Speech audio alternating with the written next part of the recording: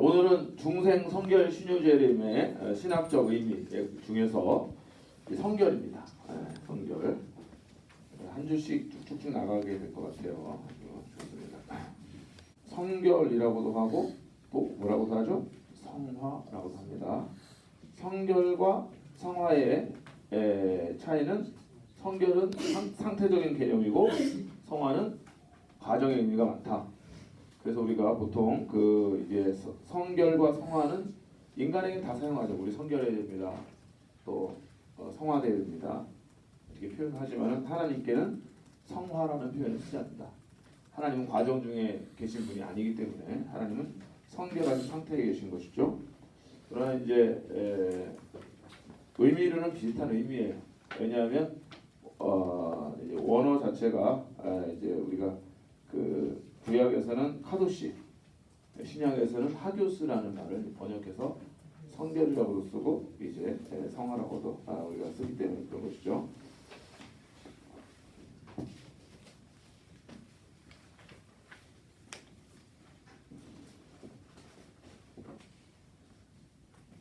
다시 한번 읽어보겠습니다. 카도시.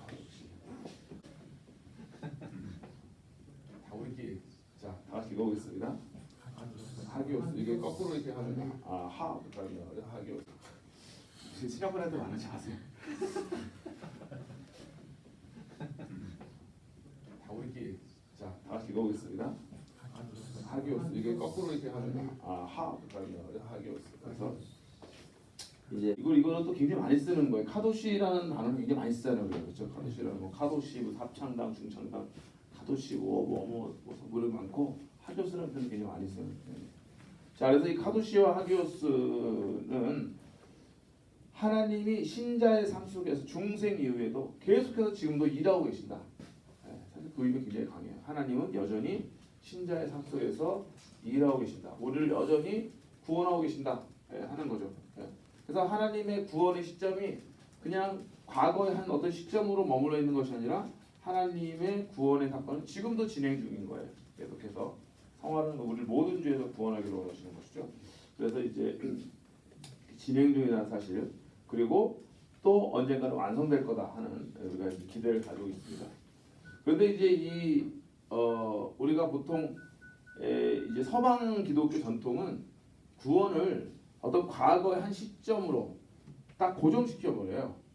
그래서 이제 우리가 보통 이제 뭐 이렇게 복음 전하고 뭐 그럴 때 예수님 영접시켜 그럴 때 이제 구원 받으셨습니까? 뭐 이렇게 물어보잖아요. 구원 받으셨습니까라는 말 자체가 과거형이죠. 그리고 구원 받았습니다. 그리고서 이제 과거 어느 시점으로 우리가 이제 얘기를 한단 말이에요. 이게 틀린 게 아니라 맞는 거죠. 그래서 우리가 근데 이제 그래서 이거를 이제 헬라에서 펑추얼 시제라고 그래요. 펑추얼 시제. 에오리스트 시제라고 그러니까 이걸 우리나라 말로 단순 과거 시제, 부정 과거, 단순 과거, 에오리스트, 펑추얼. 그래서 에오리스트 시제. 그러니까 어쨌든간에 이게 단순 과거라고도 부르고 부정 과거라고 부르죠. 왜 에오리스트 시제를 왜 부정 과거로 그러면 과거 어떤 시점인데 정해지지 않는 거예요. 한 시점이에요. 근데 또 펑추얼에는 어떤 한 점을 의미하는 거예요. 선을 의미하는 것이 아니라 과거 어떤 한 점에서 일어난 사건이라는 거예요. 한 시간의 점에서 일어난 사건이기 때문에 우리가 펑추얼 시제다 그렇게 이제 부르는 거예요. 자, 그래서 우리가 이제 서방 기독교 전통에서는 어떻게 물어보냐면은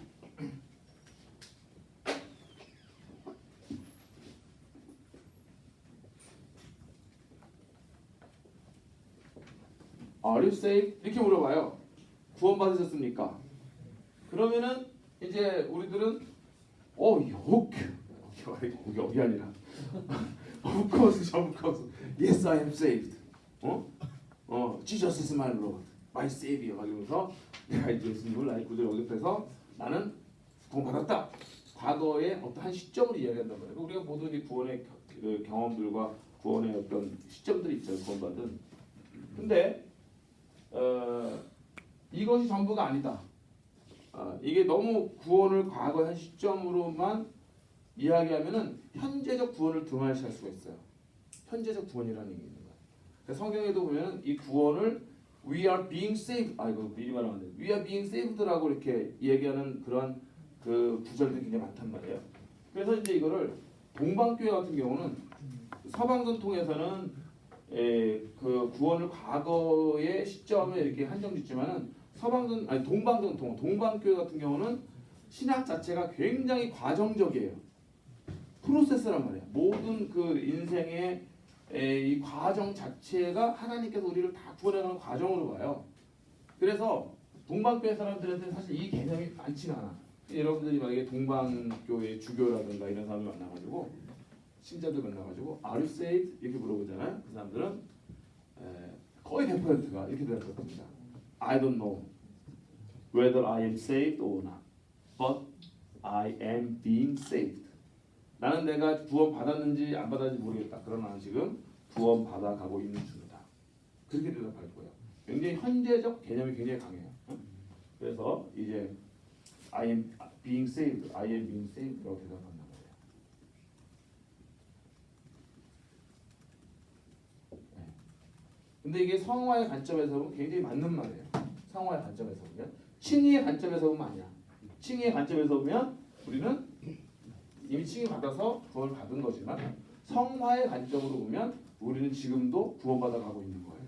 모든 죄로부터 구원받아서 모든 죄로부터 승리하는 게 우리 궁극적 목적이잖아. 주님 지금도 우리를 죄 가운데서 구원하기 원하신다고. 성화의 과정을 얘기할 때는. 그래서 이제 칭의를 말하면은 이제 우리가 과거형으로 우리가 이제 난 구원 받았다고 말하지만은 우리가 성화를 얘기할 때는 현재 우리가 구원 받아가고 있는 거고. 그래서 과거 시제가 있고 미래 이제 현재 시제가 있잖아요. 그 다음에 이제 우리가 예를 들자면 희망의 신학자들한테 물어보는 거야. 희망의 신학자들한테. 그러면은 희망의 신학자들은 뭐라고 대답하겠어요? 희망의 신학자들은 궁극적인 구원은 미래에 완성될 거라고 봐. 그러니까 이 사람들은 I will be saved. 나는 구원 받을 것이다. 구원이 완성될 것이다. 이렇게 한단 말이에요. 그래서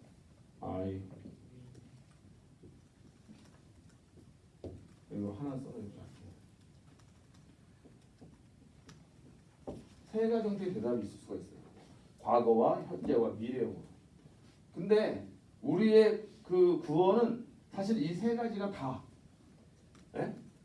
이게 조화가 이루어져야 되는 거죠. 우리가 이미 칭의 받아서 우리가 구원을 경험했지만 현재적으로도 성화의 과정을 통해서 구원받아가 있는 것이고 주님이 다시 오셔서 백부자 심판을 하실 때 White Throne Judgment를 하실 때 그때 우리의 구원이 궁극적으로 완성되는 거거든요. 그렇잖아요. 만약에 칭의로서 다 끝났다면 주님의 재림이 뭐가 필요가 있어? 주님 재림하실 필요가 없죠. 그러니까 최후의 심판이 있는 거죠. 최후의 심판 때 앞에서 우리는 영원한 궁극적 구원을 경험하게 될 거기 때문에 또 우리는 나는 구원 받을 것이다 라고 말하는 것도 틀린 것이 아니에요. 자, 그래서 이제 만약에 우리 이 사실 과거 현재 미래가 어떻게 보면은 하나님이 딱 위에서 바라보시기에는 다 한 선에 있지, 한 점에 있는 건 마찬가지지만은 우리는 시간 안에 살고 있기 때문에 과거 현재와 미래를 이제 이야기한다면은 세 가지 차원에서 이야기할 수가 있다. 그런데 이것을 세 가지 차원에서 이해하지 못하고 한 극단에서만 이야기하면은 굉장히 그 편협적인 뭐라 그럴까 신학이 될 수도 있고 아니면은 만약에 이것만 강조한다 이거 무시하고 그러면 이거는 굉장히 자유주의적인 신학이 될 수가 있어요. 이게 왜 그런지는 제가 설명할 시간이 없고 근데 이것만 강조하면은 구원파적인 신학이 될 수가 있어요. 과거의 칭의 현재적 구원을 이제 뭐라 그럴까 배격하고 인정하지 않고 과거에 한 시점에 칭의받은 것으로서 자기의 구원이 완성됐다고 하면은 이미 난 구원 받아서 끝난 거잖아. 상황이 종료됐어. 그럼 나는 어떤 죄를 지더라도 나의 구원은 완성됐기 때문에 뭐 아무런 죄를 져도 양심에 꺼리낌 없이 막 그야말로 그 복음 안에서 우리가 자유하는데 그 자유를 가지고 죄의 종노릇하는데 사용하지 말고 사랑 가운데 서로 종노릇하라 이렇게 말씀하셨는데 그 자유를 가지고 자기의 어떤 육신의 만족을 살고 그렇게 반대잖아요. 그래서 그렇게 된 거예요. 그리고 이제 만약에 과정만 또 강조하는 이것도 굉장히 문제가 있어요. 구원의 확실성이 없는 거예요. 늘 이거 뭐 계속 받아가는 게 어디까지 내가 받아가는 거야 이렇게 되기 때문에 우리가 이 세 가지가 다 굉장히 조화를 이루기 필요한데 성화로는 바로 우리가 구원받아가고 있는 과정을 지금도 하나님께서 우리의 구원을 위해서 일하고 계신다라는 그 가장 확실한 이제 고백이 바로 성화의 고백이다. 자, 성화에는 두 가지 기본적인 의미가 있습니다. 그 카도시와 하기오스라는 이 단어에는 두 가지 기본적인 의미가 있는데 첫 번째는 특별한 물건과 사람과 장소를 장소의 어떤 형식적 특성을 의미하는 거예요. 어떤 특성일까요? separate 됐다는 거예요. separate. 그래서 이 성결 카도시와 하기오스 첫 번째 의미는 구별됐다. 그렇죠? 분리됐다.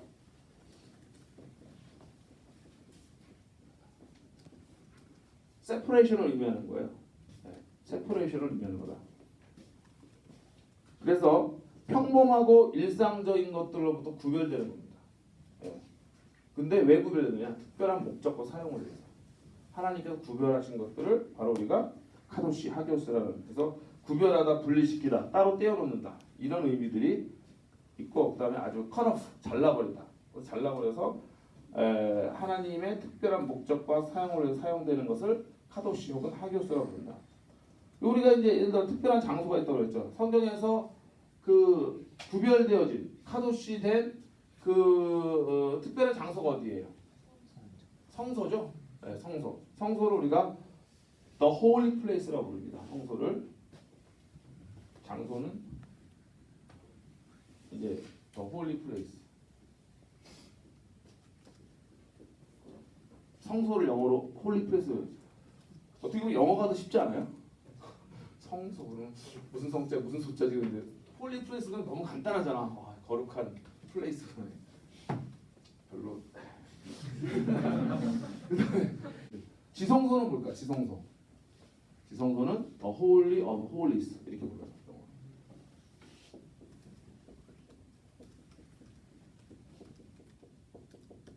네. 이게 이제 지성소.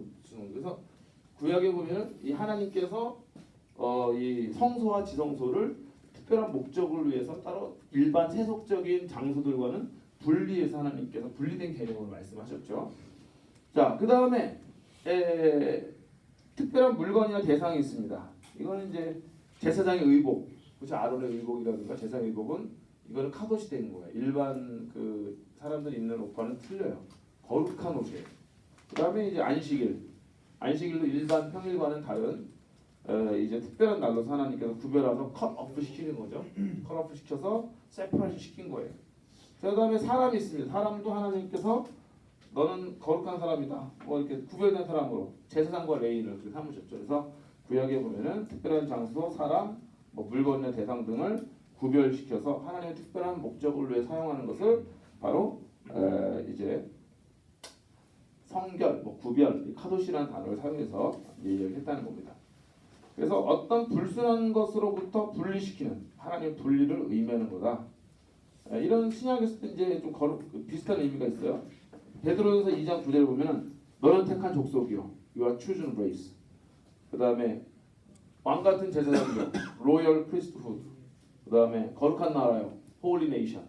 그래서 holy가 바로 하기오스, 카도시예요. 특별하게 하나님께서 저와 여러분을 세상 가운데서 분리시켜서 부른 거죠. 그래서 이 이제 신약 성경 이러한 단어들을 이제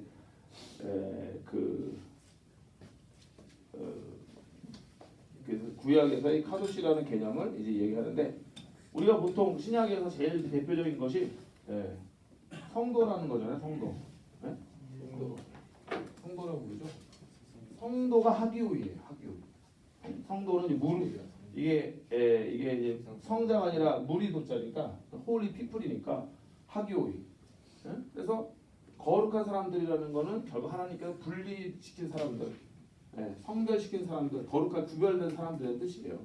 그래서 한 사람 한 사람이 그 사실은 이제 네가 지금 어디에 속했느냐를 의미하는 단어가 이 성도라는 단어예요. 그래서 원래 거룩하게 살아야지 우리가. 근데 그것보다 더 중요한 의미는 하나님이 너의 소속이 어딘가 알려주는 거야. 하나님께서 너를 세상으로 불러내서 지금 하나님의 소속을 만드셨다. 너는 이제 하나님께 속한 자다. 그러니까 내가 거룩한 것도 상관이 있겠지만은 그거 더 중요한 거는 너의 지금 소속이 어디냐. 하나님이 너를 따로 불러내서 하나님께 속한 자를 만드셨다. 이게 성도의 진짜 의미, 하기오스의 의미죠. 그래서 이제 물론 그래서 성도라는 것은 우리에게 아이덴티티를 알려주는 거예요. 아이덴티티. 너의 아이덴티티가 뭐냐? 응? 하나님께서 분리된 사람. 근데 이제 성도라는 의미는 그렇게 하나님께서 불러내서 하나님께 속한 사람으로 만들었다라는 그런 이제 그 구별된 의미도 있고 또 하나는 그래서 우리가 어떻게 살아야 돼요? 그래서 거룩하게 살아야지. 성도답게 거룩한 사람처럼 살아야지. 근데 아이덴티티가 먼저라고. 그래서 하나님께서 이 거룩한 장소를 만들고 거룩한 사람으로 만드셨으니까 그 다음에 어떻게 돼요? 거룩한 장소에서 우리 거룩하게 행해야 되고 거룩하면 우리에게 묻어나야 되잖아. 성도도 마찬가지다. 성도도 하나님께서 우리를 거룩한 존재라는 의미는 하나님께 속한 자로서 우리를 불러셔서 따로 떼어내셔서 그렇게 우리를 이제 성도로 불러주셨기 때문에 그 다음에 우리가 이제 이 정체성이 확립된 다음에는 우리 삶이 바뀌고 지금 지난주에 한 것 같은데 캐릭터가 바뀌어야 된다. 그래서 이 성도라고 우리가 불렀을 때는 두 가지 의미가 있는 거다. 아이덴티티의 변화의 문제. 예수를 믿는 순간 우리는 우리 아이덴티티가 바뀌는 거죠. 그렇죠? 그래서 성도가 되어주는 것이고 그 다음에 성도가 되었기 때문에 우리의 캐릭터도 성도답게 변하는 거죠. 교수님, 교리적으로 더 홀리 플레이스 안에서만 성도가 가능한가요? 아니면 성도는 더 홀리 플레이스 동시 개념인가요? 아니면 들어가야 돼요? 아니 그러니까 굉장히 좋으신 질문이에요. 그 질문이 굉장히 나와야 될 질문이에요. 그래서 이제 구약적인 개념에서는 이게 이제 이 홀리 플레이스가 확장이 되잖아요. 그래서 이제 우리 마음이 예수님을 모신 곳이 성전이 되잖아. 그러니까 구약에서의 이 홀리 플레이스는 어떻게 보면은 예수 그리스도에 대한 상징일 수도 있어요. 하나님의 임재가 있는 곳, 하나님의 임재가 있는 곳은 특별한 곳이다라는 것을 이제 우리 신약에 와서는 우리의 마음이 성전이 되잖아. 왜냐하면 우리의 마음에 그리스도를 모시기 때문에 하나님이 임하는 곳이기 되기 때문에 그래서 이제 그 구약에서는 어떤 특별한 이제 물리적인 장소로서 이제 성전을 제한했지만은 성령이 임한 시대에는 이 물리적인 장소가 아니에요. 물리적인 장소가 아니에요. 완전히 이거는 이제 성령이 임한 모든 사람의 심령이다. 이제 홀리 플레이스가 되는 거야. 옆에서 여러분의 심령이 홀리 플레이스예요. 홀리 플레이스라는 것은 하나님 임재가 있는 곳이라는 거, 하나님의 통치가 있는 곳이라는 거죠. 예수님께서 말씀하신 것처럼 천국이 여기 있다 저기 있다는 것이 아니라 네 마음속에 있다는 건 하나님 임재가 네 마음속에 있을 때 네 마음이 천국을 경험하는 거다. 그 말씀이잖아요. 그래서 이제 그 사실 성도가 곧 홀리 플레이스가 되는 거예요. 우리 한 사람 한 사람. 그런 의미에서 이제 우리 아이덴티티를 정확히 확인하고 그 아이덴티티에 따라서 내가 어떻게 변화되어야 될 것인가. 나의 인격과 성품과 삶과 생각과 나의 모든 존재 자체가 어떻게 변화되어야 될까를 이제 찾을 수 있다는 것이죠. 자, 그래서 이제 제가 두 번째 의미 이미 말한 거랑 마찬가지인데 첫 번째 의미는 그래서 구별되는 뜻이고 두 번째 성화의 의미는 우리가 일반적으로 알고 있는 바로 도덕적 선과 영적 가치를 의미하는 것입니다. 도덕적으로도 성화의 의미, 그래서 카도시와 하기오스에는 도덕적으로도 그리고 이 도덕적이라고 말하면은 우리가 보통 이제 모럴리티라고 말하잖아요.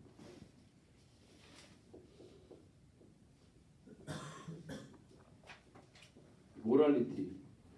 우리가 이제 모럴리티 말하면 되게 도덕 그러면은 어떤 느낌이 드세요? 도덕 그러면 좀 따분한 느낌 들지 않으세요? 뭔가 이렇게 뭐 불편하고 뭔가 좀 도덕 시간 생각나고 옛날에 틀에 박히고 뭔가 잠깐 좋다. 제가 여러분들이 저를 도와주세요. 좋다. 그래서 도덕하면 생각나는 거 틀에 박히고 틀. 노멀하다. 융통성이 없고 융통성 제로. X 또 뭐 노멀하다. 노멀하다고요? 너무 평범하다. 도덕 그런 거 노멀하다. 영어로 말씀하세요. 영어로 써야지. 노멀하다. 또 도덕 그런 생각나는 거. 도덕 원칙 고집 이런 거 생각난다고요? 고집? 그거 고집 그러셨어요? 원칙과 고집.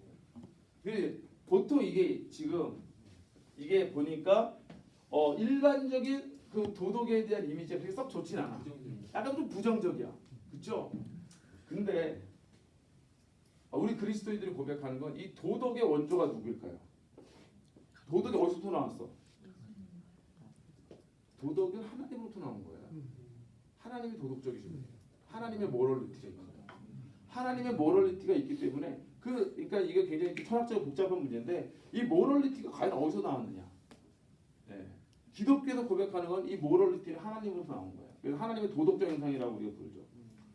그리고 이제 우리가 신존재 증명할 때 기독교의 4대 유실론증이 있죠. 네, 기억하세요? 존재론적 논증, 우주론적 논증, 목적론적 논증, 마지막에 뭐예요? 도덕적 논증이죠.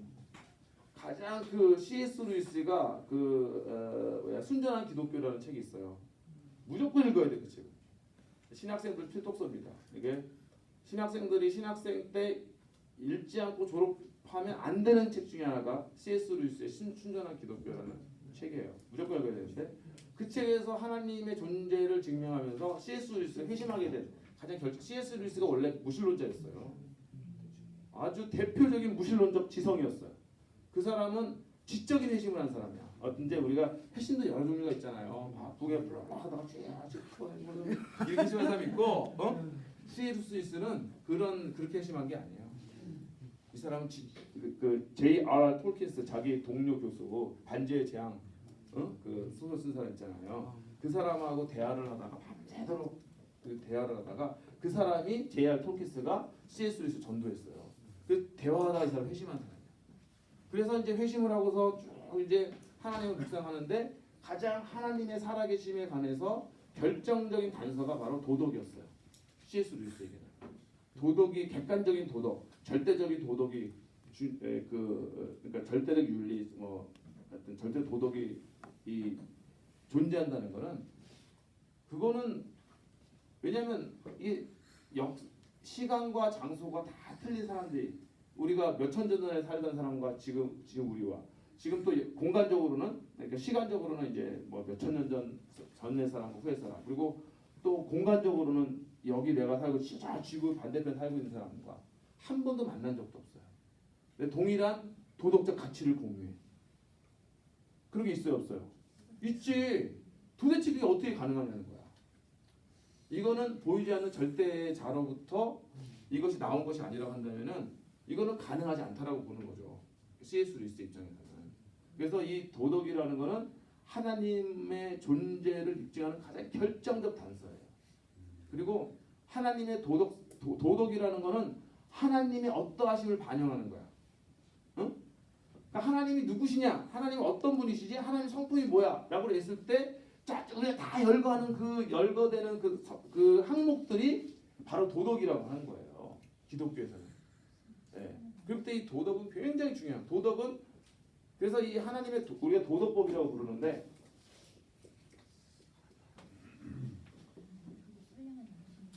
모럴로 혹은 도덕률, 도덕법 이게 이제 번역하기에 따라서 도덕률이라고 번역하는 분도 있고 도덕법 왜냐하면 율자 자체가 법률자잖아요. 그러니까 똑같은 말이야. 도덕법, 도덕률, 네. 이 도덕법은 그래서 폐기될 수가 없어. 구약에서 보면 이제 구약에서 많은 법들이 있어요. 의식법도 있고 뭐 제사법도 있고 그래서 예수님이 오셔가지고 구약의 많은 법들이 폐기됐죠. 폐기되면서 동시에 완성이 됐지. 예수님은 구약의 정신을 율법의 정신을 성취시키러 오신 분이에요. 내가 율법을 폐하러 온 줄 아느냐 성취시키러 왔다. 왜냐하면 율법의 그런 세부적인 항목들은 뭐 더 이상 제사를 지낼 필요 없고 뭐 어떤 의식을 행할 필요 없고 양을 잡을 필요는 없지만은 그 기본적인 율법의 정신이 사랑이잖아요. 사랑의 법을 예수님이 성취시키러 오신 거란 말이에요. 그래서 율법이라는 거는 이제 사실은 이게 나쁜 게 아니에요. 율법은 아직 숨기는 일들이 너무 많아. 근데 이제 율법적이 되면 안 되는 거지만은 율법에 숨기는 일들이 많아서 우리가 율법이 있기 때문에 죄인인 걸 깨닫고 뭐 이렇게 회개하게 되고 이런 것도 많은데 그런 이제 뭐 구약에서 제사법이라든가 의식법이라든가 뭐 이런 법들은 폐기될 수 있죠. 왜냐하면 그건 템포러리한 거야. 모세의 그 시대와 함께 생겨났다가 율법이 폐기되면서 그런 거 폐기될 거지만은 도덕법은 모세와 함께 생겨난 법이 아니에요. 이건 영원한 법이야. 아담과 하와가 존재하기 전부터 있던 법이야. 하나님이 계시면 하나님의 성품이 반영이 되잖아. 하나님 어떠하심 있을 거 아니에요. 그분의 어떠하심. 그렇잖아요. 선하심. 그게 도덕인 거예요. 이거는 되나요? 저기 마가복에 보면은 네. 오직 하나님만이 선하시다. 그렇죠. 그 하나님의 선함을 우리가 이제 도덕이라는 걸로 표현하는 거예요. 선하신 하나님의 구체적인 그러한 그 하나님 선하신 게 뭐냐? 그 구체 표현할 거 아니야. 그 하나님의 선하심의 구체적 표현이 도덕법이라는 거야. 이해가 안 돼? 그러니까 이 도덕법은 율법이 폐기될 수 있는 것도 아니고 모세한테 생긴 것도 아니에요. 영원한 거야. 이건 영원한 거야. 하나님의 영원하신과 함께 영원한 거야. 나라는 사람이 존재하면 나라는 사람의 도덕이 있죠. 하나님이 살아계신 하나님의 선하심, 하나님의 도덕이 있는 거예요. 그분의 어떠하심이. 그렇기 때문에 도덕법은 폐기될 수 있는 것이 아니다. 도덕법은 영원한 거다. Eternal copy of a copy of eternal mind. 영원한 하나님의 지성에 이게 나타나는 카피되는 거라는 거예요. 그래서 두 번째 의미는 바로 성화는 하나님의 우리가 도덕적인 거룩하심, 거룩하심에 대한 이 반영이 있어야 된다는 거죠. 그래서 이것이 이제 두 번째 의미. 그래서 구별되었다는 의미와 바로 이 이제 왜냐하면 이게 왜 제가 거룩함이라는 걸 안 쓰려고 했냐면 거룩함을 설명하는데도 거룩한다는 단어를 설명하는데 거룩함이라고 설명하면 안 되잖아. 그러니까 이제 도덕적 가치, 영적 가치를 설명을 한 건데 어쨌든 그 순결함 혹은 선함 이런 단어들이죠. 이런 것이 바로 카도시와 하기오스에 담겨져 있는 의미고 하나님의 어떠하심입니까? 그러니까 하나님의 어떠하심 생각하면 그건 다 거룩인 거예요. 다 거룩인 거죠. 다 선한 것이고 그래서 그러한 것이 바로 하나님의 백성들. 우리가 여러분들 교회론 공부할 때 교회론 공부할 때 교회의 3대 이미지가 있죠. 삼일체적 이미지. 교회의 본질이라고도 불러요. 그게 뭐죠? 교회를 우리가 삼일체적으로 교회가 뭐다를 딱 떨어지게 얘기할 수가 있어요. 교회는 하나님의 백성이다. The people of God.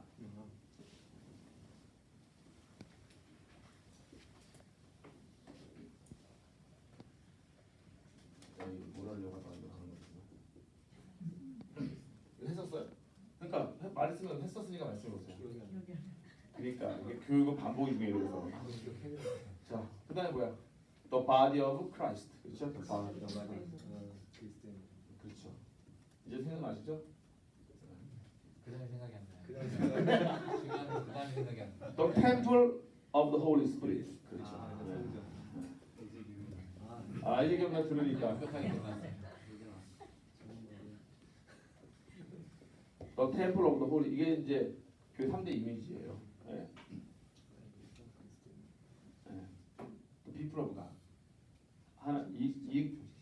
이게 와 여기다 무궁무진한 어플리케이션 나올 수 있어요. 교회가 뭔가.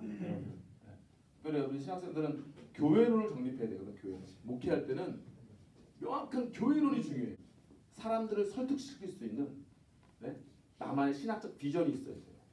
교회론이 있어야 되고 목회적 철학과 가치가 있어야 돼. 사람들은 거기에 설득되는 거예요. 왜 이렇게 수없이 많은 교회 중에 왜 내가 당신의 개척한 교회 왜 가야 돼? 또 하나의 교회 왜 가야 돼? 거기에 대답할. 그래서 지금 당장 무슨 전도 프로그램 어떻게 할 거냐 이게 중요한 게 아니에요. 그 사람을 설득시킬 수 있는 나만의 목회적 비전과 철학이 중요한 거야. 분명한 복음이 중요한 거야. 신학적 비전. 제가 버닝멜 사람들이 아무 생각 없이 사는 것 같아도 정말 분명한 어떤 가치를 제시해주고 목적을 제시해주고 철학을 제시해주면은 사람이 설득된다. 거기에 설득될 때 사람들이 움직이는 거예요. 우리가 목회를 하면서 분명한 교회론을 세워줘야 되는데 이 교회론을 세우는 것의 가장 핵심적인 키워드가 한스킹. 여러분들 한스킹 아시죠? 네. 한스킹의 교회를 유명하단 말이야. 오카누 목사님이 그 책을 읽고서 만인 제사장설에 대한 제사직 모든 사람이 하나님의 거룩한 제사장들이 왕 같은 제사 이거 깨닫고서 제자 훈련하기 시작한 거예요. 그러니까 평신도 성직자 계급 이분법적인 계급에 속아가지고 성직자는 알아서 하겠지. 우리 평신도니까 뒤로 빠지고 있을 수가 없는 일이다. 왜냐하면 모든 사람들이 하나님의 백성이야. 부름받은 하나님 공동체 전체가 하나님 부름받은 백성인 거예요. 성직자만 부름받은 게 아니야. people of God 그런 중요한 신학적 의미가 있어요. 너 자신이 하나님의 사람이야. 하나님 널 부르셨단 말이야. 목회자만 부르신 게 아니야. 교회 전체를 부르신 거야. 교회는 people of God이야. 성직자만 people of God이 아니라. 그 다음에 그리스도의 몸. 모두가 다 그리스도의 몸이죠. 어떻게 성직자가 그리스도의 몸이에요? 성도들 항상 그리스도의 몸이면 그들이 감당할 사명이 있지. 그리스도 연결돼가지고. 다 그렇게 생각할 수가 있어요.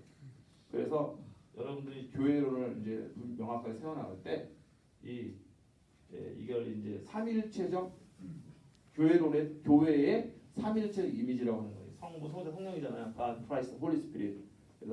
그래서 이제 이거는 조직 신학에 나온 말이 성령이다, 뭐 하나님의 백성이다, 그리스도의 몸이다, 성령의 전이다. 성경적인 용어들이에요. 성경에 나온 거. 그래서 이걸 통해서 여러분들이 그래서 제가 이제 여기서 성화론 하다가 깜짝 놀랐거든요. 그래서 중요한 거 여기서 성화론은 나와. 왜 나오느냐? 하나님의 백성이니까 어떻게 해야 돼요? 하나님이 거룩하신 분이니까 하나님이 통치를 받은 하나님의 백성은 당연히 거룩해야지. 거룩해야 당연한 그리스도 몸이잖아. 당연히 그리스도 몸으로서 거룩해야 돼. 성령은 그냥 홀리 스피릿의 전인데 당연히 거룩해야죠. 네. 그래서 이러한 다윗성들이 우리에게 나오는 것이다. 자, 좀 쉬었다 가도록 하겠습니다. 그 성화의 원어와 관련지어서 살펴봤고요. 칭의와 비교해 보는 것도 좀 의미가 있을 것 같아요. 시간적인 차원에서는 칭의는 순간적인 사건이죠. 그러나 성화는 인생 전체를 필요로 하는 하나의 과정이다. 그래서 하나는 순간, 하나는 점진적 과정이다. 양적인 차이도 있습니다. 칭의는 뭐 아니면 도예요. 칭의가 되었던지 안 되었던지. 빵 퍼센트 아니면 100%예요. 50%만 칭의되고 70% 칭의되고 이런 거 없어요. 정도가 없단 말이에요. 정도. 어느 정도냐 정도잖아요. 칭의는 정도가 없어요. 칭의되면 칭의된 거고 아니면 아닌 겁니다. 근데 성화는 달라요. 성화에는 정도가 있어요. 정도가 있어요. 어느 정도. 그래서 좀 더 성화된 사람이 있을 수 있고 좀 덜 성화된 사람이 있을 수 있어요. 저는 좀 덜 성화된 사람이 같아요. 저 차이가 있는 거예요. 여러분들은 많이 성화되신 분이죠. 그래서 정도의 차이가 있다. 그렇기 때문에 우리가 겸손해야 돼요. 성화의 측면에서는 겸손해야 돼요. 나도 완전하지 않거든. 아니라 더 우리에서 격려해주고 잘 돌봐 그들도 더 성화될 수 있도록 이끌어줘야겠죠. 그래서 그거 이제 어디 보면 믿음이 강한 사람, 단단한 식물 먹는 사람, 믿음이 연약한 자를 덜 돌봐주고 또 믿음이 연약한 자는 믿음이 강해서 제사 음식 먹는 사람을 비판하지 말고 서로 이렇게 나오잖아요. 고린도 몇 장에 있잖아요. 그래서 어쨌든 성화에는 이 정도가 있는 거. 성화에는 서로의 이 성화의 단계가 있고 차원이 있기 때문에 이제 나 자신이 먼저 하나님을 겸손하면서 나아가는 것이 중요하고 그래서 좀 더 계속해서 성화되기 위해서 우리 하나님께 기도하고 또 성화의 은총을 구해야 된다 하는 것이겠죠. 그 다음에 칭의는 법정적이면서 선언적 문제다. 제가 계속 얘기했습니다. 그러나 성화는 개인의 성품과 상태의 실제적 변화, 중생과 비슷하죠. 중생과 성화는 같은 라인 선상에 있는 거예요. 중생과 성화는. 자, 그리고 칭의는 신분의 변화이면서 객관적 변화인 반면에 성화는 우리의 내면에서 변화가 된 주관적인 변화다. 두 가지 변화가 다 필요하다. 아까 제가 말씀드렸던 것처럼 칭의는 아이덴티티의 문제예요. 아이덴티티. 너는 하나님 앞에 받아들이지 용서가 되고 하나님 앞에서 하나님의 자녀가 되었고 이제 의인이 되었다는 것이고 이제 이 성화의 과정은 그렇기 때문에 우리가 계속해서 이제 우리의 성품이 변화된다는 것이죠. 자, 성화의 특징은 성화는 초자연적인 역사입니다. 초자연적이에요. 슈퍼내추럴. 그래서 사람이 성화를 일으킬 수가 없는 거예요. 우리를 성결케 하시는 분은 하나님입니다. 이런 말씀은 뭐 성경에 너무 많아요. 초자연적인 것, 하나님 우리를 성결케 하신 하나님. 그래서 초자연적인 역사고 하나님께서 하시는 일이다. 데살로니가서 5장 23절에 보면은 하나님의 평강이 이제 너를 온전하게 이루어간다. 너의 혼과 영과 몸이 뭐 그분이 오실 때까지 뭐 흠없이 보존되길 원한다. 이런 말씀이 있거든요. 거기에 보면은 May the God of peace himself sanctify you. 너를 거룩하게 하시는 분. 하나님이 너를 거룩하게 하신다. 그래서 나를 거룩하게 하시는 분은 하나님이시다. 하나님이 하시는 일은 초자연적인 일이죠. 내추럴 것이 아니라 슈퍼내추럴 한 것이다라는 것을 우리가 기억을 해야 됩니다. 그래서 자연적으로 일어날 수도 없다. 설명할 수도 없다. 제1 인간이 성화되는 것은 하나님의 은혜이고 성령의 특별한 역사다. 그 다음에 의지적인 사역이다. 성령께서 우리를 정말로 어떤 특별한 목적과 의지를 갖고 하나님을 닮은 존재로 우리를 이끌어 가시는 하나님의 은혜다. 그래서 웨슬리도 이거를 성화의 은총이라고 불렀어요. 성화의 은총이다. 은총이라는 게 굉장히 중요한 거예요. 하나님의 은혜단 말이야. 값없이 주시는 것처럼 우리를 계속해서 성령으로 거룩해 빚어가신다. 그 다음에 성화는 점진적인 성령의 역사다. 점진적이라는 것은 계속적이고 지속적이라는 뜻이에요. 계속적이고 지속적이다. 제가 이 점진적인 걸 얘기하면서 이것은 분명한 목적을 가지고 있는 거다. 점진적이라는 거는 여러 번 얘기했죠. 지속적이고 계속적인 거다. 그러나 분명한 목적을 가지고 있다. 그래서 우리 성화의 과정이 어떻게 빙글빙글 돌고 있는 느낌이 좀 들어요. 어떨 때는 평면에서, 그래서 우리가 지금 여기도 제가 여기는 2차원적 공간이잖아요. 칠판은 2차원적 공간에 제가 서클을 그리면 계속해서 무의미하게 계속 영원 회기처럼 빙빙빙 도는 것 같아. 예를 들면 이런 거죠. 이 사사기의 역사관, 사사기가 우리에게 보여주는 이스라엘 백성과 하나님의 관계. 이거는 뭐냐면 이스라엘 백성들이 죄를 져. 그럼 하나님이 어떻게 하세요? 퍼니시먼트 해. 그렇죠? 그러면은 이 사람들이 하나님 잘못해서 용서해 주세요. 리펜트해. 회개를 해요. 그럼 하나님이 또 마음이 약하셔가지고 용서하신단 말이야. forgiveness 하셔요. forgiveness. 그러면 이 사람들 정신 차리고서 용서해 줬으니까 이제 진짜 하나님 거룩한 백성으로 살아야 되는데 잊어버려. 또 죄죠. 그럼 하나님이 또 퍼니시먼트 하시는 거야. 그러면 얘네들은 또 하나님이 잘못했습니다. 이거 너무 힘들어요. 우리가 이 벌을 다 감당. 이러면 또 이게 사사기 전체의 구조예요. 근데 사사기가 우리에게 보여주려는 건 그게 바로 너다 임마. 저한테 하는 말이에요. 여기 제가 임마라고 그랬어요 지금? 아니 그러니까 여러분 하는 게 아니라 이게 너다 임마. 이게 가르쳐 주시는 거야. 우리의 모습 보라고. 근데 이제 이렇게 되면 야 이거 계속 이게 반복되면 이게 무슨 의미가 있냐는데 이건 지금 2차원에서 그렸을 때 이렇게 되는 거고 이게 제가 스파이럴 말씀드렸죠 언제 한번 계속 돌면서 목적을 간다고 3차원에서는 바로 그런 거 이렇게 계속 순환적이지만은 계속해서 하나님 우리를 이게 그냥 무의미한 역사가 아니에요. 무의미한 역사가 아니라 이 과정 속에서 하나님은 어떤 목적을 향해 지금 구속사적 목적을 향해 하나님 지금 나아가고 계신 거야. 당신의 계획을 지금 진행 중이시라. 그게 점진적이라는 하나님의 역사가 점진적이라는 것의 의미예요. 그냥 계속 그냥 시간만 끌고 간다 이런 뜻이 아니에요. 하나님의 성화의 은총이 점진적이다. 하나님의 성화의 은총이 지속적이다. 계속적이다 할 때는 분명한 목적을 가지고 우리 이끌어 가시는데 우리는 근데 우리가 실패하잖아 이렇게 또 성화에. 그래서 성화가 어제 제가 그림을 이렇게 해서 중생했어요. 중생의 시점이야.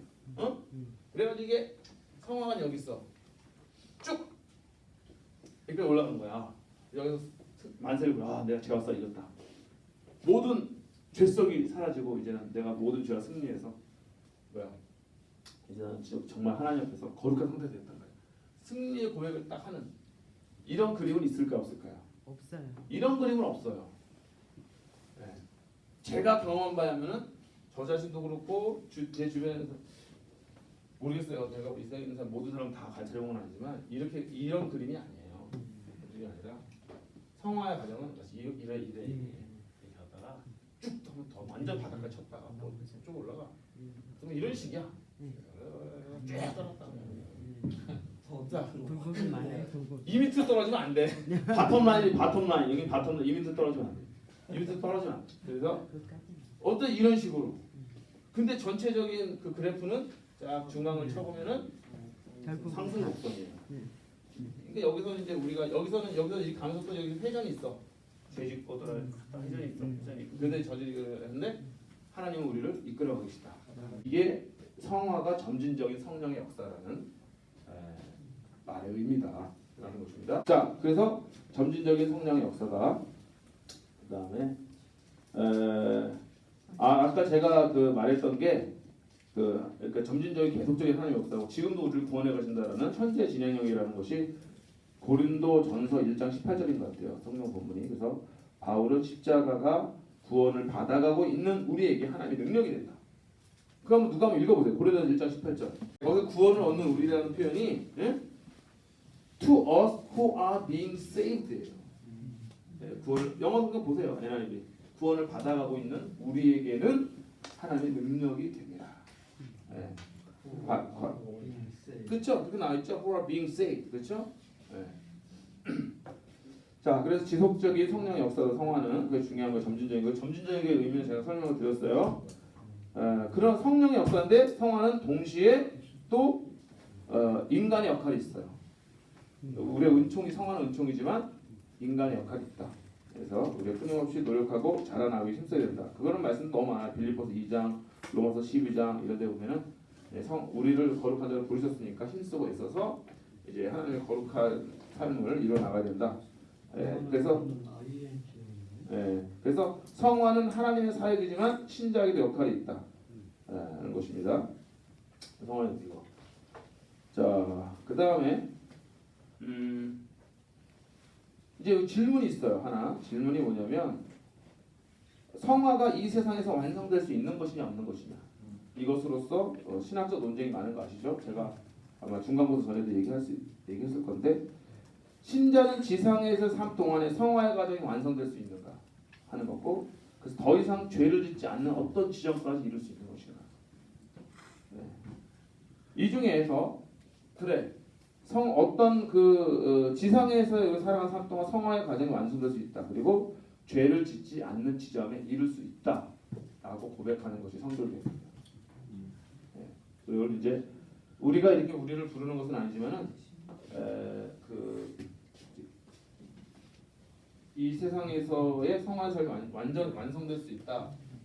근데 웨슬리 같은 경우는 그리스도의 완전이라고 그랬잖아요. 크리스천 퍼펙션. 그래서 퍼펙션이라는 단어를 많이 쓰기 때문에.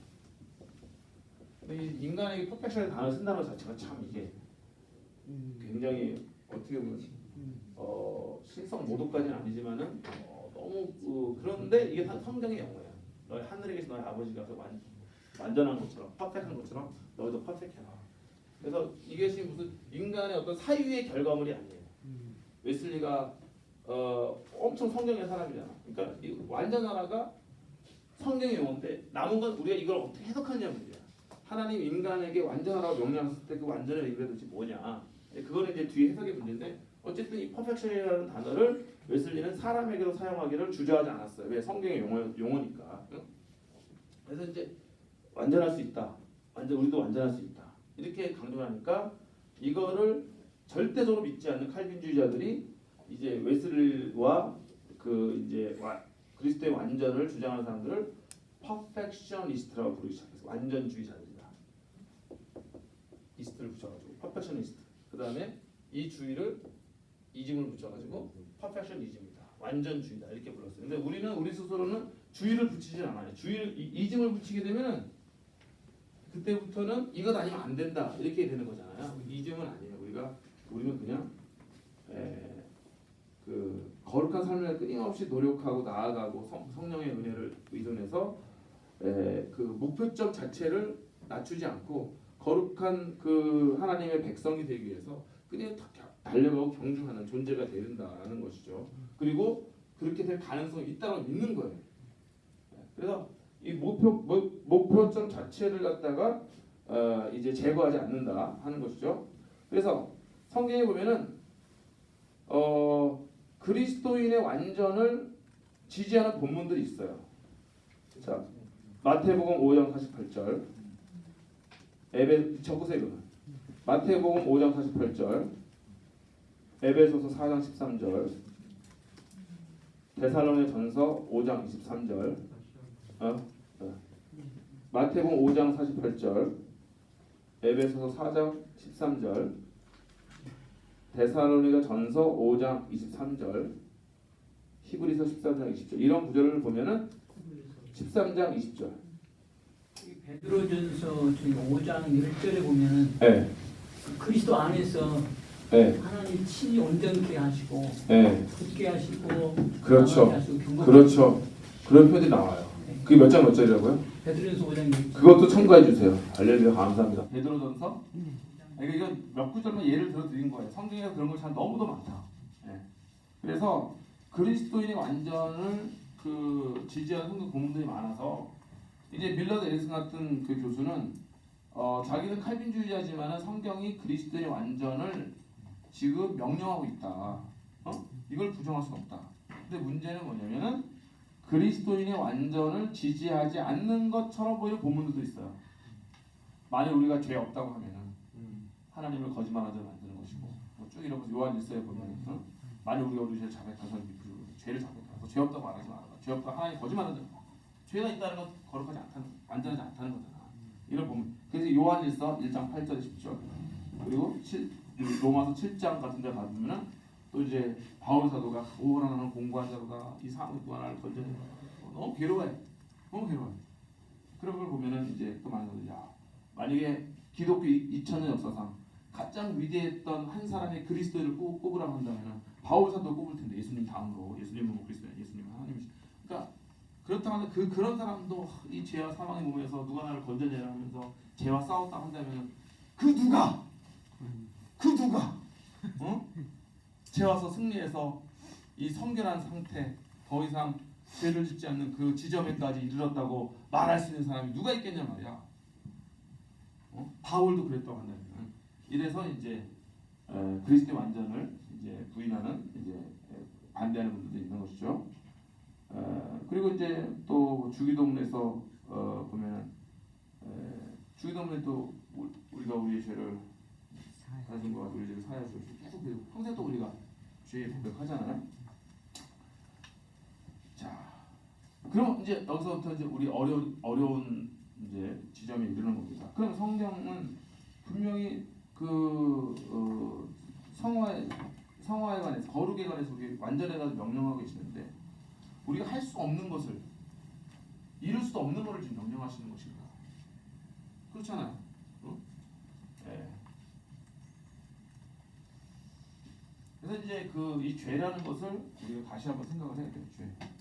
성경이 말하는 이 죄. 특히 요한일서 1장 3절 4절에 죄를 범하는 자는 주를 보지 못하고 알지도 못할 거다. 이렇게 말합니다.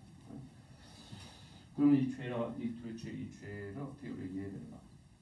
그래서 이제 우리가 이렇게 정리해 볼 수 있을 것 같아요. 특히 웨슬리가 이제 이야기한 건데 그 하나님과 같은 절대적 완전을 이룰 수가 없어요.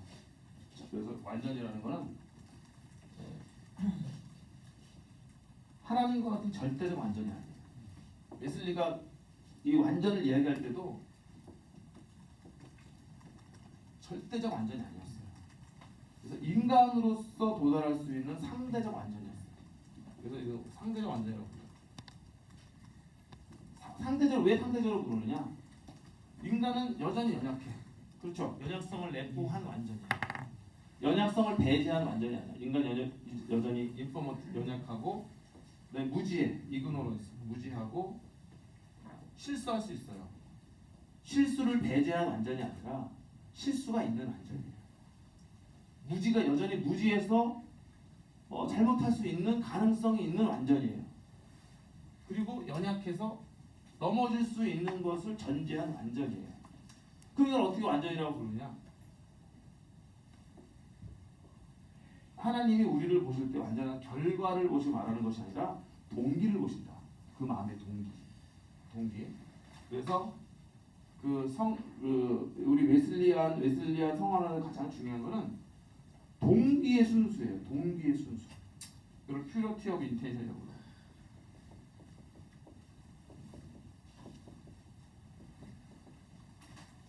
그래서 우리가 무지와 실수와 연약해서 무지의 실수에서 어떤 뭐 결과적으로는 이제 어떤 부정적 결과를 초래할 수는 있겠지만은 우리의 의도 자체는 항상 순결한 상태가 될 수 있다. 웨슬리 이걸 믿은 거예요. 성령이 우리에게 임하시면은 우리의 의도를 왜냐면 나는 순수한 의도로 뭔가 했는데 상대에게 상처가 될 수 있어요. 그렇지. 그런 경우 많아요. 나는 잘 알고 있는데 상처가 된 거야. 내가 이제 미국 유학생 하는 때 우리 둘째 날 때인가 첫째 날 때인가 첫째 날 때다. 첫째 LA에서 첫째를 낳았는데 큰딸 나 지금 대학교 2학년거든요. 이제 얘를 상담해 주시라고 장모님이 오신 거야. 장모님이 오셔가지고 이제 뭐 살림도 해주시면 우리 집사람이 이제 상담을 해야 되니까 내가 그래서 이제 장모님이 점수를 따고 싶은 거야. 그래서 한번 설거지 한번 해야겠다. 그래가지고 이제 아침 일찍 일어나서 장모님 일어나시고 일찍 일어나가지고 장모님 이제 일어나시는데 설거지 다 해놔시고 어젯밤에 아직 설거지 못했던 거를 새벽에 일어나서 하려고 지금. 그럼 들통이 있잖아요. 큰 들통이 있는데 그 들통에 이제 뭐 꾸정물 같은 게 이렇게 있는 거예요. 고기가 이렇게 빠져져 있어. 여기에 콧구멍에 고기를 이렇게 빠져놨지. 그래서 제가 이제 가서 장모님 그 고기 건져내도 돼요? 이거 뭐 건져내 그러더라고요. 그래서 고기 딱 건져내고서 꾸정물 다 버리고 깨끗하게 한 거야. 그래서 다 근데 장모님이 아침에 이거 어디 갔어? 밤새도록 끓인 고기 국물이야 그게. 사이 주려고 밤새도록 고기 국물을 나는 그게 꾸정물처럼 보였던 거야.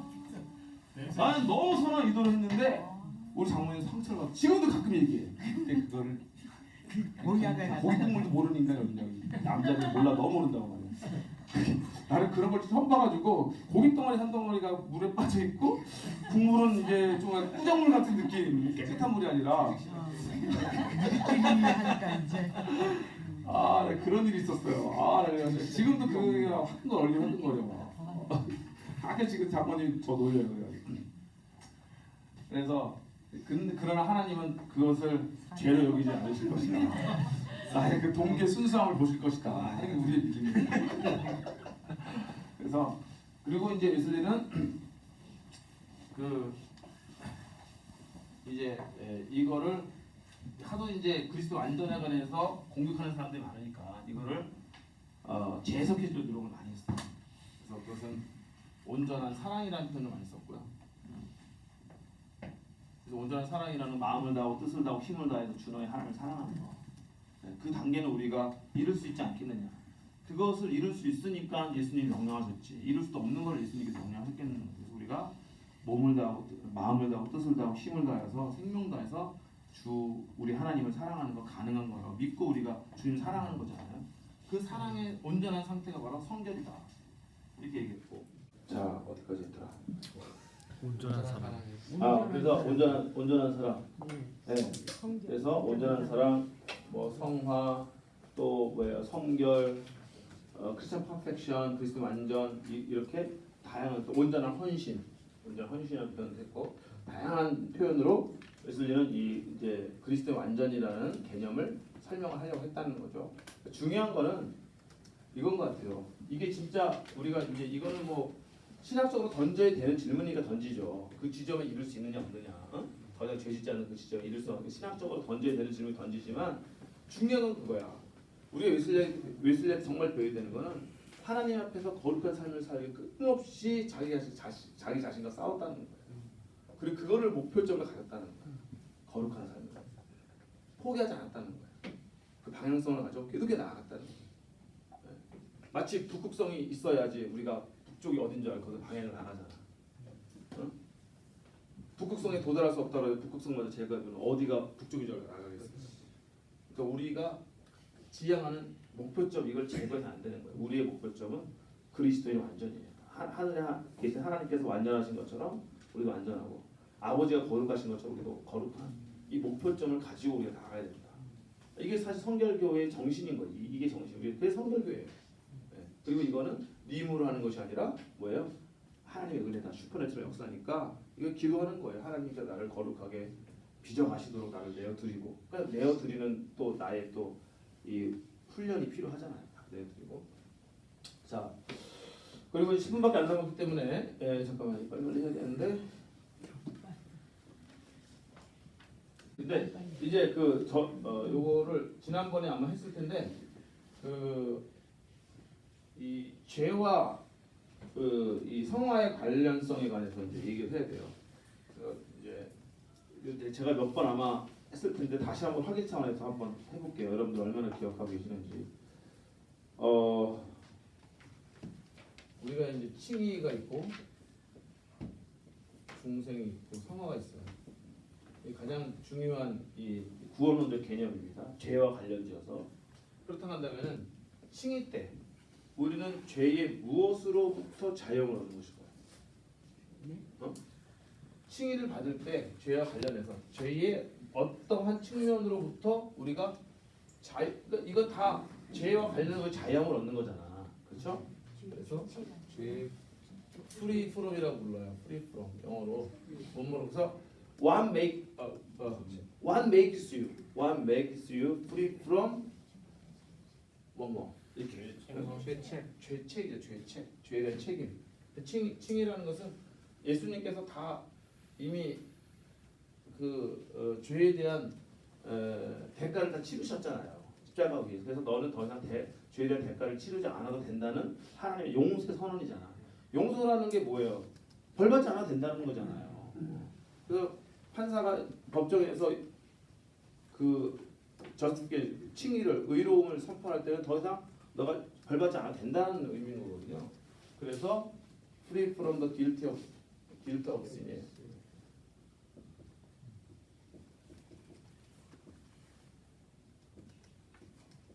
guilt. 그래서 죄에 대한 책임으로부터 자유함을 얻는 거예요. 그러니까 우리가 자유하죠. 왜냐하면 죄의 그 대가가 사망이잖아. 죽는 거잖아. 영원한 형벌 아니에요. 거기서 또 우리는 이제 자유함을 얻고 구원을 받은 거잖아요. 더 이상 영원한 지옥, 영원한 형벌에 갈 필요가 없기 때문에 우리가 이제 구원의 기쁨을 노래하는 것이 바로 칭이에요. 넌 이제 지옥 가지 않아도 된다는 거예요. 그다음에 중생은 뭘까요? 그렇지. 누구야? 제영생. 할렐루야. 역시 공부 열심히 했네. 할렐루야. 그래서 중생은 죄의 권세로부터 자유함을 얻는, 죄가 더 이상 너를 지배하지 못한다. 이제 우리 통치권이 바뀐 거야. 그리스도가 나를 통치하신다. 새 생명이, 하나님 생명이 내 안에 들어왔잖아. 영원한 생명이 들어온 거잖아. 중생이라는 건 생명에 관련된 문제예요. 이제 죽을 수밖에 없는 생명에서, 육신의 생명에서 born again 하면 하나님의 생명이 내 안에 들어오는 거잖아. 영원한 생명이 내 안에 들어와서 이제 더 이상 죄가 나를 통치하지 못하는, 다스리지 못하는 거예요. 근데 통치는 다스리지 못하지만은 문제는 우리 안에 여전히 뭐가 남아 있어. 그러니까 그게 남아 있단 말이야. 그거를 뿌리 뽑아야 돼. 그래서 성화는 free from the root of sin. 죄의 뿌리로부터 자유는 죄 아니면 이제 웨슬리 죄의 being, being. 그래서 죄의 존재로부터 아예 우리가 구원함을 얻는 거예요.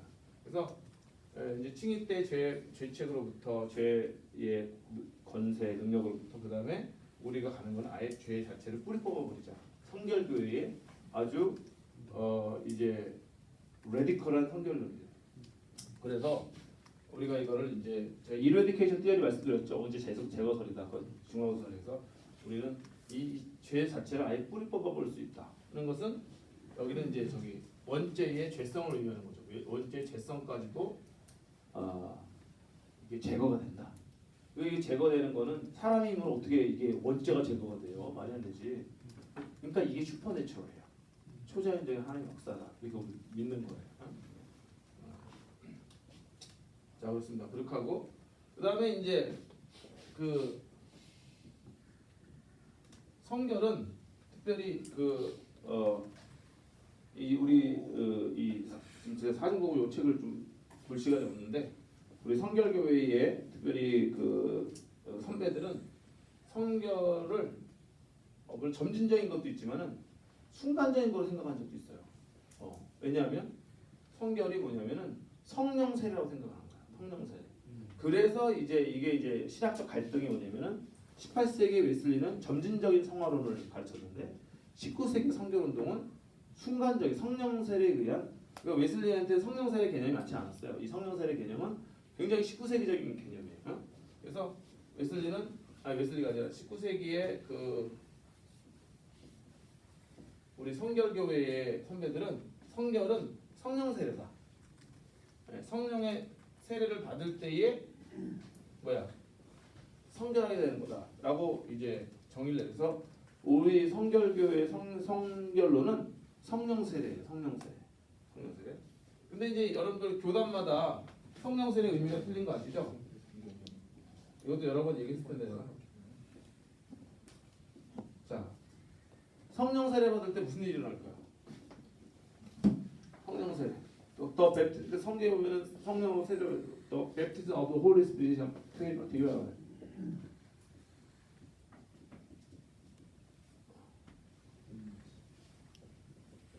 자, 성령 세례. 장로교에서는 칼빈주의 대표적으로 성령 세례는 곧 중생을 의미하는 거야. 거듭나는 거. 성령으로 하지 않고는 아무도 주를 그리스도라고 고백할 수가 없는 것이죠. 그래서 중생이다 생각합니다. 그래서 이 성령 세례는 1차적 은혜라고 생각을 하는 거죠. 근데 우리 성결교회는 이거를 성령 세례 2차적 은혜라고 해요. 성결. 그래서 성령 세례를 성결이죠. 성결. 거룩하신 영이잖아. 홀리 스피릿이잖아. 그러니까 거룩하신 그 영에 의해서 우리가 완전히 세례라는 건 잠기는 걸 의미하는 거거든요. 잠기고 씻는 건데 잠기게 되면은 성결하죠. 근데 이제 오순절은 뭐죠? 오순절에서는 성령 세례는 곧 방언하고 능력 받는 거예요. 임파워먼트예요. 파워. 임파워먼트. 그래서 성령 세례에 대한 이해가 이게 좀 이제 차이가 있어요. 교단마다.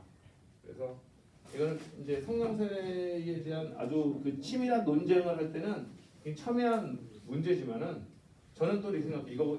이거 싸울 문제도 아니다. 다 성령이 하시는 일이다. 아멘은 안 해. 생각해 보세요. 중생이 어떻게 인간의 일이에요. 이게 슈퍼내처럴한 거잖아. 성령이 하시는 일이라고. 우리가 고백을 해야 돼요. 그리고 성결 이것도 마찬가지로 우리 성화의 은총이잖아. 이게 성령께서 하시는 일이고 그 다음에 능력을 주는 것. 그래서 정말 오순절 다락방에 성령이 임했을 때 그 마가의 다락방에 오던 제자들이 방언하고 막 병자들 고치고 능력이 나타나는 것도 그것도 당연히 성령의 역사잖아요. 그러니까 이제 다 성령께서 하시는 일인데 우리가 이제 이 표현 이게 성령 세례를 도대체 이게 어떻게 이해할 거냐? 성령 충만과 성령 세례 또 어떻게 틀리냐? 이제 이런 이제 개념들이 이제 막 나와서 이제 복잡해져요. 그래서 성령 세례를 단순한 이례적인 개념으로 보고 그 다음에 그 성령 충만은 지속적인 거. 그래서 성령 충만은 좀 이렇게 성령이 떨어졌다가 이렇게 돼서 성령이 다 충만해져요. 이게 성령으로 볼 거냐? 아니면 성령 세례와 성령 충만을 같은 개념으로 볼 거냐? 이건 이제 교단마다 학자들마다 이제 논쟁이 있어요. 근데 우리 이제 성결교에서는 중생 이후에 오는 어떤 성령의 강력한 역사로 해석하는 거야. 제 2차적 은혜라고. 그래서 1차적 은혜 중생이 성령께서 하셨다는 것을 부인하는 게 아니에요. 성령 하신 것이죠. 이건 성령 세례랑 틀린 거야. 성령 세례는 보다 더 강력한. 그래서 그 중생한 사람을 성결케 만들기 위해서 완전히 이제 강력하게 역사하는 성령의 역사를 성령 세례라고 성결교에서 보는. 그래서 제 2차적 은혜라고 보는 거예요. 1차적 은혜가 있고 2차적 세컨드 블레싱으로. 그래서 세컨드 블레싱은 바로 이 성령의 세례다. 성령의 임재. 그래서 우리가 이제 신학적으로는 사실은 평신도들이 쓰면 다 비슷한 단어 쓸 수가 있어. 근데 신학자들이 문제야. 우리 성령의 임재, 성령의 충만, 성령의 세례 다 비슷한 개념으로 그냥 받을 수 있는데 이놈의 신학자들은 성령의 임재를 보고 성령의 세례는 보고 성령의 충만은 보고 막 이러다 너무 골치 아프게 그렇게 이제 막 너무 이제 이 서구 신학의 문제예요. 서구 신학 계속 쪼개고 분석하고 계속 이게 서구적이죠. 서구 사람들 이렇게 그런 게 많잖아. 계속 미분화 시키는 거. 근데 이제 동양적인 거는 이게 큰 틀에서 같이 보는 거야. 동양화를 한복을 딱 볼 때 우리 분석하지 않는단 말이야. 이 부분 이렇게 보지 않고 전체를 느끼잖아 그냥. 전체 한복이 그냥 아름답게 느끼잖아. 근데 서양 사람들을 보면은 구석구석 분석한단 말이야. 그림을 보면서 뭐 이번에 뭐 예수님상 뭐 몇천억 불인가 경매됐다면서요. 레오나르도 다빈치가 예수상 몰라요 그거? 크리스토스 문디인가 뭐 그 그림 5천억인가 막 그거 돋보기 들여다서 감정하잖아. 부분 그런 것도 중요하겠지만은 물론 미시적인 관점도 중요하겠지만은 제가 보기엔 서양의 신학자들은 거시적인 관점이 좀 부족한 것 같아. 전체를 조망하는. 근데 우리 동양의 아시아의 사람들은 이 전체적으로 조망하는, 관망하는 하나의 경치로 바라보는 이 능력이 있는데 제가 보기엔 신학엔 이것도 필요한 거거든요. 그래서 분석하는 것도 필요하지만은 전체를 바라보는 것도 필요하다. 그래서 우리가 이제 전체를 바라보는 건 뭐냐면 성령께서 하시는 일이다. 이게 제 포인트예요. 중생도 성결도 능력을 주시는 것도 방언하는 것도 성령께서 하시는 일이다. 이게 포인트잖아. 인간이 만들어낸 일이 아니라 성령께서 하시는 일이다. 그러나 이제 또 신학자들은 그걸 분석을 하고 막 또 따져야 되기 때문에 이제 이렇게 성령 세례, 성령 충만, 성령의 임재 이런 것들을 이제 구분한다는 거죠. 그렇다고 한다면 이제 성령의 임재는 뭐 우리 식으로 하면 중생이 될 것이고, 성령의 세례는 성계대 될 것이고, 성령 충만하면 이제 뭐 능력이 나타나고 이렇게 되겠죠. 이런 도식들이 있겠지만은 이것도 약간 좀 이렇게 그야말로 신학적인 해석이에요. 신학 해석이고 절대화시키기는 어렵다.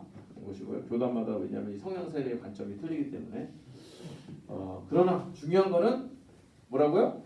성령께서 하시는 일이다 하는 것이 중요한 것입니다. 그래서 오늘 강의 결론은 성령께서 여러분들을 우리 특별히 성결대학원의 우리 전도사님들, 목사님들을 성령께서 성결케 하실 줄로 믿습니다. 다음 주는 신유하겠습니다. 신유에 대해서 읽어보시기 바랍니다. 그리고 제가 오늘 이 책을 좀 펼쳐봤어야 되는데 못 펼쳐봤는데 이 책에 있는 성결에 대해서 여러분들 읽어주고 다음 주에 언급해서 언급할게요.